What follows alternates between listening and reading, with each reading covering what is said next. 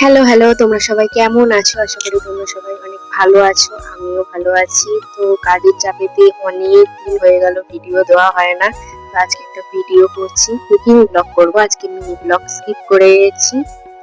আশা করি তোমাদের ভালো লাগবে। তো চলো দেখতে থাকো। আর ভিডিওটা ভালো লাগলে লাইক, কমেন্ট, শেয়ার, সাবস্ক্রাইব করে দিতে ভুলো না। চলো, সানডে স্পেশাল আমি বানাবো গাজরের হালুয়া।